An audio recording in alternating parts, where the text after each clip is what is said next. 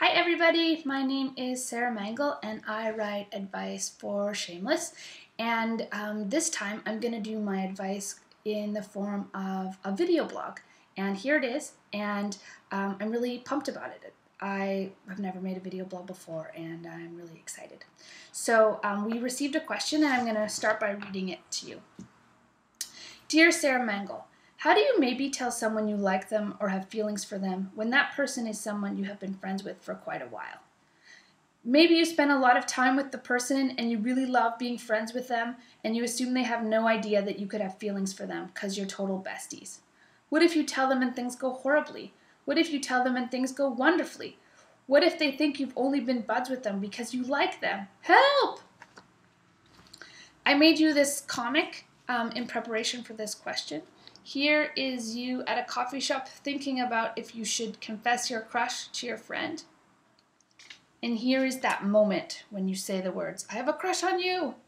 And probably in this moment, you have a few of these. Weird feelings, weird feelings. I want to spend a bunch of time talking to you today about weird feelings because they're exciting and interesting and incredibly difficult. And I also want to talk to you about crushes and about intimate friendships, friendships that are not romantic relationships, but places where we have deep love and affection and excitement in our friendships that are often one-on-one. So you have a crush on your best friend, and crushes feel like a variety of things, and it sometimes can be helpful to think about how you feel about your crush and perhaps why you have your crush on your friend to figure out what you want to do next. If you want to tell your friend and how you want to navigate that with them. So we have crushes on people and they feel like a variety of things. Sometimes I have crushes on my friends because I love the things that they do. I love the music that they make. I love the art that they make. I love the things that they write. I love their ideas. I love how they dress. And often when you have a crush, you feel like you really want to be close to them. You might feel like you want to cuddle or spoon with them. You might have sexy thoughts about them just pop into your head. You might want to spend more time with them, and you might notice that when they're dating someone, they spend more time with them than with their friends. You might be having a situation where your friend actually bails on you for dates and romance, and that might be annoying. Your friends around you might be saying, hey, your friend is totally cute. You should maybe consider dating them. All of these are valid reasons among other reasons, but crushes don't just descend on us from the clouds like lightning bolts. We also have reasons for having strategic crushes, and we police in our brains who we allowed ourselves to consider having crushes on or consider dating. And I talk about that a little bit more in my last advice column that you can find on the blog called New Strategies in Dating and Gossip. And if you're interested in that, I'd encourage you to read it. So I guess it's important to think about the fact that you have this beautiful, awesome friendship, and it makes sense that you have a crush on your friend because your friend is probably awesome, but it is going to create some weird feelings to announce your crush to your friend, and to figure out whether or not you want to change your relationship. Does your relationship change when you have a crush on your friend? So we have individual relationships to crushes and what we think we want to do with them. And also we have individual relationships to what it means to date or be in a partnership with somebody. And when you tell somebody, I have a crush on you, what people often hear is not those words, but they hear something else that sounds a bit like, I want to date you, or I want to make out with you right now, or I want to move in with you and live with you as your life partner forever and ever. It's really hard just to sit with feelings of crushes and other things. It's just hard. It creates a lot of these.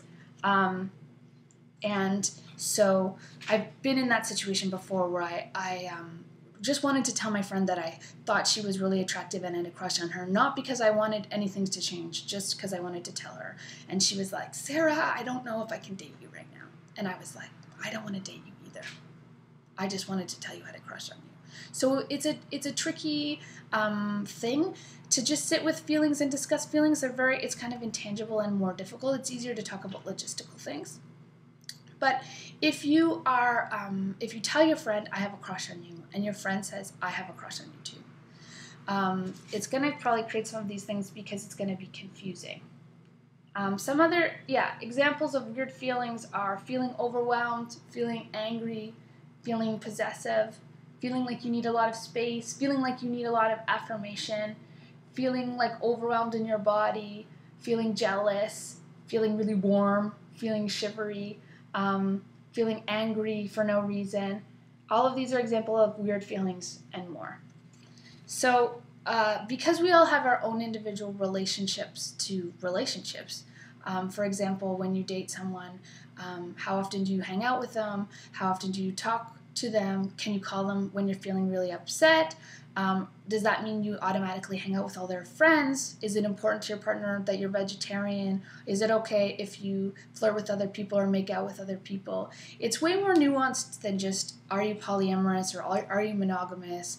Are you serious or are you casual? These are words that people use, but really people have to figure out more the logistics of their relationship, more of the details, and often these things are not compatible, or people are not able to make it work because it's hard to deconstruct these things and we're having weird feelings.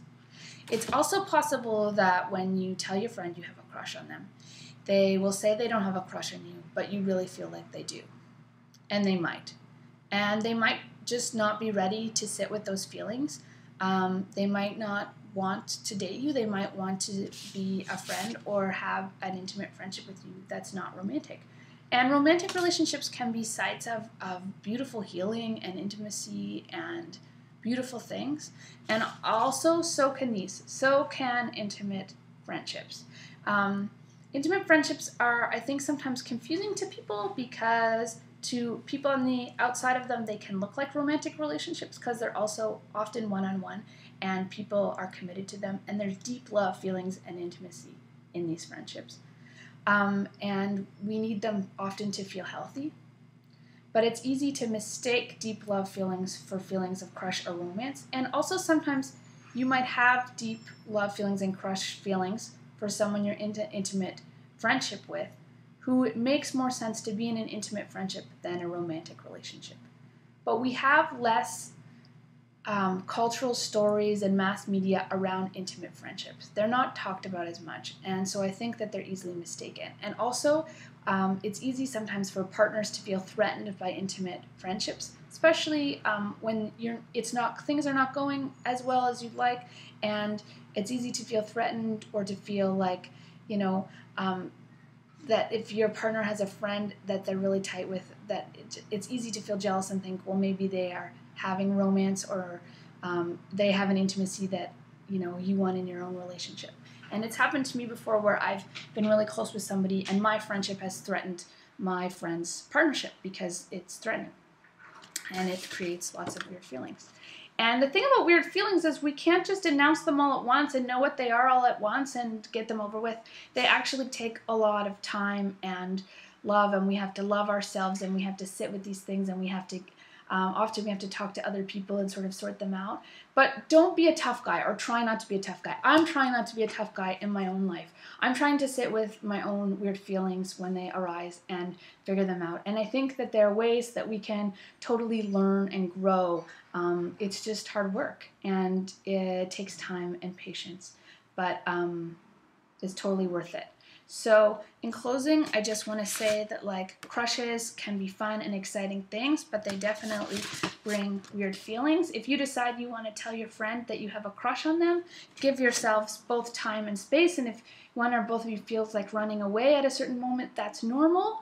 And consider if you are just, if you have an intimate friendship that you want to build and grow deeper and maybe not have it be a romantic relationship. Or just think about, the fact that if you do decide to date your friend, you may lose your friendship if you break up, even if you don't want to, which is kind of a sad reality, but it does happen quite a bit. And also, friendships are not unbreakable, and people are not unbreakable, and often we think that we are way tougher than we are, and we think our friends are more tough than they are too.